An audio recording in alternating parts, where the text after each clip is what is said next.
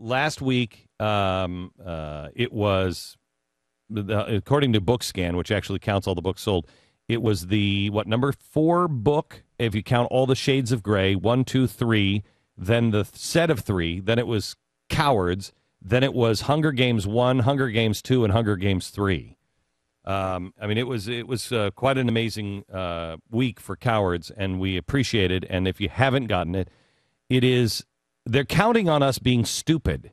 They're absolutely counting on us being stupid. Sue, thanks for your call. And we can't be. We have to be informed. We have to find ways to be able to teach our friends about what's going on. Monica Crowley has an amazing radio show. She's done television as well, and she's also a writer. She's written a new book, and it really is. I mean, if you're going out to get Cowards, grab this one as well. What the bleep just happened? And it's the Warriors Guide, the Happy Warriors Guide to a Great American Comeback. Monica, how are you? Hi, Glenn. Great to be here. Thank you, and congratulations on your book. Thank you. Tell me about the point of your book. I mean, it reads like a real easy conversation. Tell me about the main message of the book. Well, there are 2 main messages, Glenn. The first one is I was thinking about how this administration has subjected this country to a new and astonishing piece of leftist madness just about every day over the last 3.5 years. And we spend a lot of time talking about how he is redistributing the wealth. And while that's true, I thought, there's something bigger going on here than just the redistribution of wealth. And as I thought about it, and I thought about his entire domestic policy record, as well as his entire foreign policy record, and I put it all together in one place, and when you see it in one place in this book, the evidence is absolutely devastating to him. But when you take a step back and you look at the forest for the trees, Glenn, what you see is that he is not simply redistributing America's wealth here at home. If he were just limited to doing that, we could replace him, repudiate his leftist agenda in November, and begin to heal the country. But what he has done over the last 3.5 years has been so much bigger than that. And by that, Glenn, I mean that he is redistributing everything that has made America great. So yes, our wealth, our economic energy, our political strength, our military power, our cultural appeal, our borders, check out just what he did last week on the illegal immigration move, and our very exceptionalism. So the end result has been that by redistributing everything that has made America great, he's actually diluting our very exceptionalism, and that's the bigger scheme that he has undertaken. Do you think that people are waking up to this, Monica? I do, Glenn. I do, and that's why I'm very optimistic in the book, which is what I wanted to do. And the subtitle is The Happy Warrior's Guide. You absolutely embody the happy warrior, Glenn. And I kind of had you in mind when I had the concept here. Because, look, every single time the American people have gone to the polls since this man has been elected, since November of 2008, every subsequent election, the Great Silent Majority 2.0, as I call it in the book, has stood up to repudiate the radical agenda. So in 2009, you had Republicans elected in New Jersey and Virginia. 2010, Massachusetts Senate seat goes to a Republican. Ted Kennedy's Senate seat, for crying out loud. 2010, congressional elections, Republicans have a near sweep. 2012, Wisconsin, Republican Governor Scott Walker holds on to his office by 7 points.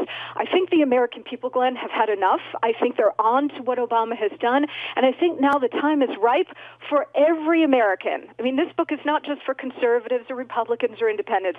It's for every American to embody that happy warrior spirit and say, you know what? Not only can America be saved, but she is worth saving. You know, here's the thing. I don't think the conservatives, I mean, unless your friends are stupid, conservatives have gotten it for a long time, but we have been able to make the case for one reason or another. And that's what we've tried to do with Cowards, and you're doing here in a different way. I mean, you just take page 91. 91 of Monica's book it talks about the stimulus and all of the crazy things that are happening in stimulus. Let me just give you a little bit of it. $1.2 million have studied the mating habits of the woodchuck. $3.1 million to convert a ferry boat into a restaurant. $1 million to preserve a sewer in New Jersey as a historic monument. When your friends read the facts of what happened and you lay them all out in the last 3.5 years, that's when your friends Doesn't matter if they're left or right or conservative or liberal. That's when your friends look at that and say, okay, you know what? I don't like George Bush, and George Bush did a lot of bad things, but this is insane. This is insane. Absolutely insane, Glenn. And in fact, you left off my favorite one, which tops the list in the book, $200,000 for gang tattoo removal in Los Angeles. So, Glenn, I think you need to work a little harder because you're paying for the Crips and the Bloods to have their tattoos removed from their biceps. I mean, look, our government has been out of control for a long time, and I hit the Republicans in this book, too, because for decades, the Republicans have gone down that road of big government, big spending. And when we talk about the Tea Party, and I know I'm going to be on GBTV next week when we're talking about the Tea Party and the importance of it, the rise of the Tea Party, a lot of people assume now or just believe that the Tea Party arose as a reaction to all of this leftist insanity coming from Barack Obama, the spending, the stimulus, socialized medicine. Actually, the Tea Party arose as a reaction to the fact that the Republican Party lost its way, lost its moorings on limited government and fiscal responsibility. Yep. If the Republicans had stuck to their guns all along and stuck to their beliefs about what America was really all about from the beginning, there would be no need for a Tea Party. Yep, they have no idea, and that's the thing that I'm out on, because a lot of Republicans were asleep under George W. Bush, and Obama woke them up. But that's why when I gave that speech at CPAC a couple of years ago, the Republicans hated my guts. And, I mean, the power establishment hate my guts on the Republican side, because the Progressive Party is a disease in both parties. Progressivism is in both parties. And I woke up, not with Barack Obama, I was waking up under George W. Bush. I'm watching the border mess. I'm watching the spending and everything else, and I'm like, what are we doing? Wait a minute, these aren't my values. What are we doing here? No, that's exactly right. And you know what, Glenn, when you look at every major problem we have in America, from the debt to public education and the crisis in the inner cities, every single major problem we've got here can be traced back to progressivism, liberalism, socialism, Marxism, whatever you want to call it. And actually, the label doesn't even matter. What matters is the content of the policies and the consequences. And when you look at Western Europe and you see the collapse going on there after decades of socialism, and you see what's happening in this country under the guidance of what I call the kooks, and Obama is the big kakuna, as I call him in the book. This is not your father's or grandfather's Democrat Party. This party was taken over by the kooks in 1968.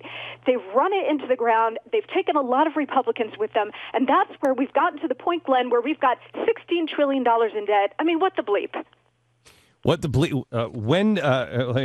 What the bleep just happened is the name of the book by Monica Crowley. Monica, thanks for being on with us, and best of luck. We'll talk to you next week. A pleasure. Thank you, right, Glenn. Bye-bye. She's really a smart woman and deeply conservative and committed to the cause, no matter the expense. If you're going out and you're looking for a book to share with a friend, I recommend Cowards. But a great companion piece. We've got to support these authors, and we have to support this message and get it out as many ways as we possibly can. There's so many different writers out there that are telling kind of the same story, just different pieces of it. And we've got to give them to our friends. It's not just for us. We've got to get them to our friends and our family who you think you might be able to convince. What the bleep? Available in bookstores everywhere.